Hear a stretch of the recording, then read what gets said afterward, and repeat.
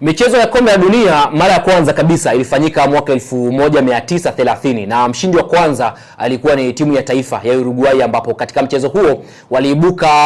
washindi dhidi ya Argentina ambao waliingia nao finali. Lakini rekodi pekee ambayo inabaki katika mchezo huo na rekodi pekee ambayo inaishi mpaka leo katika michezo ya kombe la dunia ni rekodi ya mchezaji wa timu ya taifa ya Uruguay Hector Castro Rodriguez, ambaye alikuwa anacheza akiwa na mkono mmoja. Hii ni rekodi ambayo inaishi mpaka leo. Lakini nyota huyu alipata matatizo haya akiwa na umri wa miaka 13 tu, ambapo baba yake alikuwa ni fundi. Kwa hiyo katika utundu wake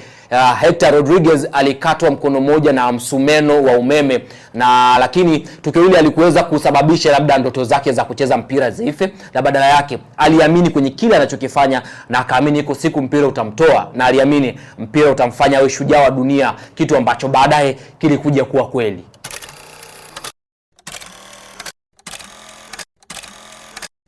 Jina lake kamili anaitwa Agustin Hector Castro Rodriguez, na alikuwa moja kati ya wachezaji kipekee zaidi katika historia ya soka, na anajulikana kwa jina la utani la El Divino Manco, yani mtu mwenye mkono mmoja wa maajabu. Kilichomfanya awe maarufu zaidi ni kwamba alipoteza sehemu ya mkono wake wa kulia akiwa na umri wa miaka 13 tu baada ya kupata ajali ya msumeno wa umeme, lakini licha ya ulemavu huo aliendelea kucheza soka na kufikia kiwango cha juu kabisa duniani. Mambo ya kuvutia zaidi kwa Hector Castro ni kwamba alizaliwa tarehe 29 Novemba mwaka 1904 huko Montevideo, Uruguay, na alikuwa mshambuliaji, lakini alichezea klabu ya Nacional kwa mafanikio makubwa, ambapo alisaidia timu ya taifa ya Uruguay kushinda medali ya dhahabu ya Olimpiki mwaka 1920, na alikuwa sehemu ya kikosi cha Uruguay kilichoshinda kombe la dunia kwa mara ya kwanza kabisa mwaka 1930. Jambo la kushangaza zaidi kwa Castro Hector ni kwamba alifunga bao la kwanza kabisa la Uruguay kwenye historia ya kombe la dunia dhidi ya Peru mwaka 1930,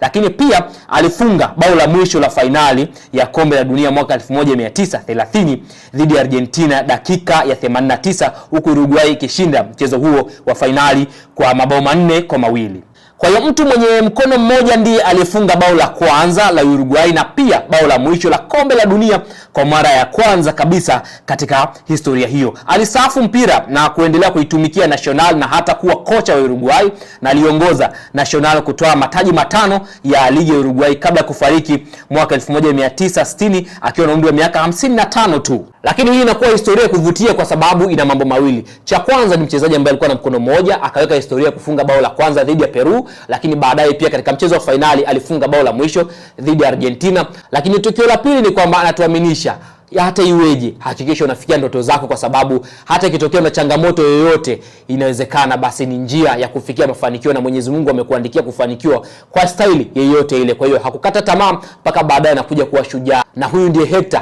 Castro Rodriguez, nyota wa zamani wa timu ya taifa ya Uruguay na klabu ya Nacional, ambaye kwa sasa alishapoteza maisha, lakini historia yake imebaki mpaka leo na imeandikwa kwa wino mwekundu katika vitabu mbalimbali vya soka.